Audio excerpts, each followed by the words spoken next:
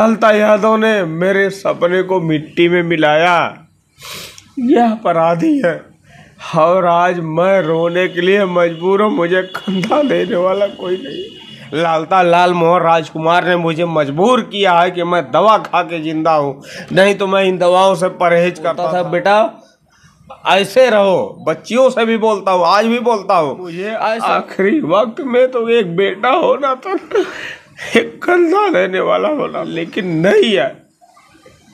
और उसको लालता और उसके बच्चों ने मार दिया। दोस्तों नमस्कार, इस वक्त हम मौजूद हैं जौनपुर ज़िले में और जौनपुर ज़िले का कबीरुद्दीनपुर गांव जो कि काफ़ी चर्चा में है, क्योंकि ये वही घर है अनुराग यादव हत्याकांड, जिस बच्चे को यहीं बगल में तलवार से काट दिया जाता है। और ये बगल में आपको मकान दिखाई दे रहा होगा, एक 2 मंजिला मकान बन रहा है। ये अवैध रूप से बनाया जा रहा है, यानी ये ज़मीन सरकारी है, इसी को गिराने की बात चल रही है। ये बार बार कोर्ट से तारीख पे तारीख पड़ती जा रही है। उसी संबंध में हम आए हैं, मिलेंगे अनुराग के पिताजी से और जानेंगे कि क्या चल रहा है। ये वही अनुराग यादव घर है जहाँ पे इतना बड़ा हत्याकांड हो जाता है और ये परिवार आज भी सदमे से उबर नहीं पाया है। जो आप हाथ में देख रहे हैं, अगर मैं इसमें गिनूँगा तो इसमें लगभग 7 गोलियां हैं। ये वही पति पत्नी के 7 बचन वाले ये 7 गोलियां। आप समझ नहीं पा रहे होंगे कि आखिर में 7 गोली क्यों खा रहे हैं। ये 7 गोली खाने का मतलब यही है कि इन्हें ज़िंदा रहना है। अगर ये नहीं रहेंगे तो कैसे आखिर में परिवार रहेगा, कैसे पत्नी या किसके आखिर में बल पे रहेगी। जो इनके बच्चे हैं वो आखिर किस सहारे जिएंगे। इस नाते ये गोली भी खानी है और इनको ज़िंदा भी रहना है। आप ये गोली पहले खा लीजिए, आप ये गोली खा लीजिए। और दोस्तों दिखाने का उद्देश्य यही था, जिस तरह से आप देख रहे होंगे तमाम दवाइयाँ यहाँ रखी हुई हैं। ये हमें तो लगता है कि अपने जीवन में इन्होंने दवाई का दर्शन नहीं किया होगा कि आखिर में दवा क्या चीज़ होती है जब ये युवा रहे होंगे। कभी सर आपको लगा कि दवा क्या होती है?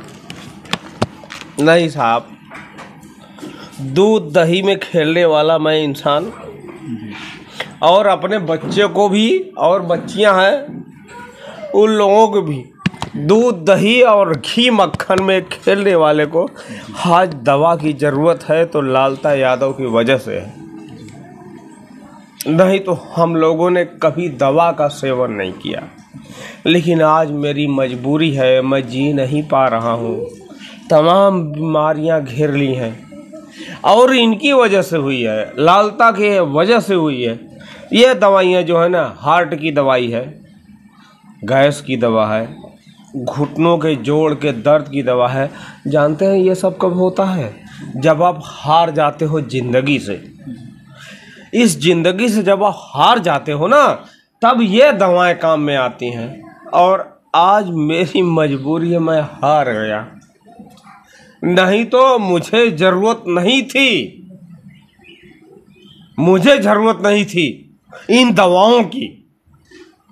आज लालता ने मुझे मजबूर किया है, नहीं तो इन दवाओं की ज़रूरत मुझे नहीं थी।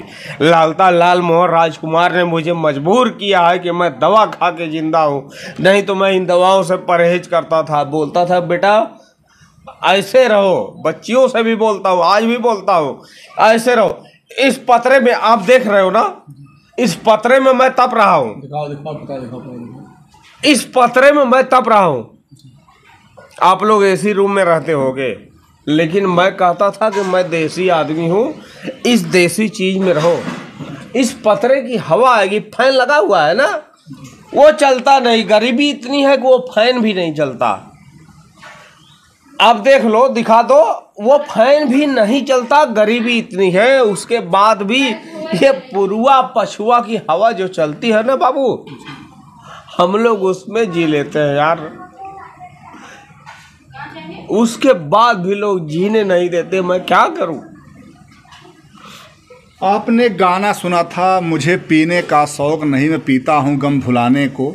तो गाना सुनाने का मतलब यही है कि मैं ये दवा खाता नहीं हूँ, मुझे खिलाने पे मजबूर कर दिया गया।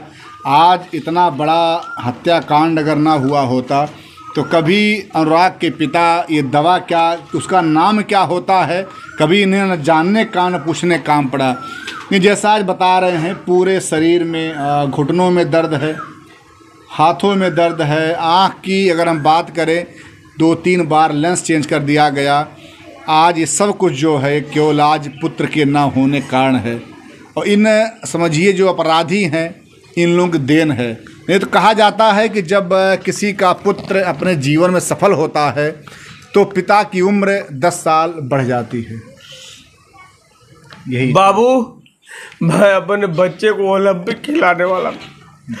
मैंने सोचा था, बहुत बड़ा सपना अपनी गरीबी में पाल रखा था कि मेरा बच्चा आगे बढ़ेगा और अपने देश के लिए मेडल लेके आएगा। और आज नहीं है। हमको जिसको जो मर्जी है वो कर ले, लेकिन लालता यादव ने मेरे सपने को मिट्टी में मिलाया। यह अपराधी है और आज मैं रोने के लिए मजबूर हूँ। मुझे कंधा देने वाला कोई नहीं। ऐसे आंसू नहीं बहते हैं, जिसके ऊपर बीतती है वो जानता है। और लालता यादव के पास तो बेटे हैं। एक बेटा तो छुट्टी कब पा गया, कोर्ट से फुर्सत पाया, फिर ड्यूटी कर रहा है, और एक बेटे के साथ में। लेकिन मुझे कंधा देने कौन आएगा? लालता आएंगे? मैं कहाँ जाऊं?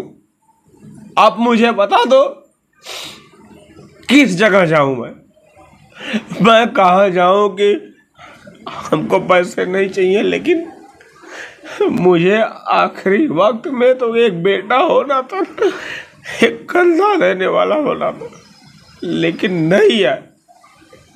और उसको लालता और उसके बच्चों ने मार दिया।